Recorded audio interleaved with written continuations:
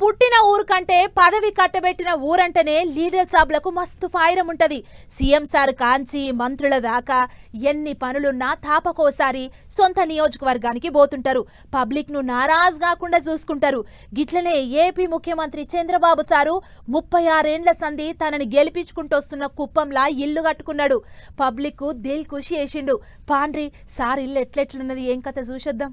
ఒకటి కాదు రెండు కాదు 36 ఏండ్ల సంధి సారును కండ్లలో పెట్టుకొని చూసుకుంటాండ్రు. 1989 నుంచి ఇప్పటిదాకా 8 సార్లు ఎమ్మెల్యేగా గెలిపించిండ్రు.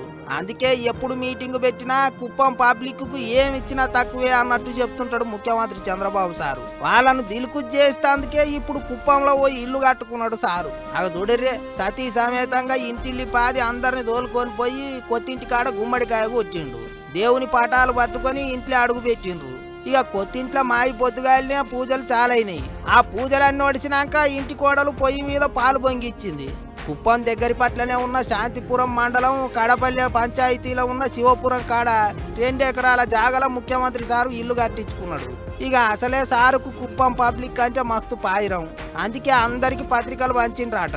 ఓ రోజు ముందుగానే వంటలు చేసుడు చాలు చేసిండ్రు. 25,000 మందికి ఎక్కువనే పబ్లిక్, 2,000 మంది పెద్ద మనుషులు లీడర్ సాబులు పోయిండ్రు. పెద్ద ముచ్చటేంటిదంటే కుప్పం నియోజకవర్గంలో ఉన్న పబ్లిక్ కు ముందుగానే సైకిల్ పార్టీ కార్యకర్తలు, లీడర్లు పత్రికలు పంచిండ్రాట.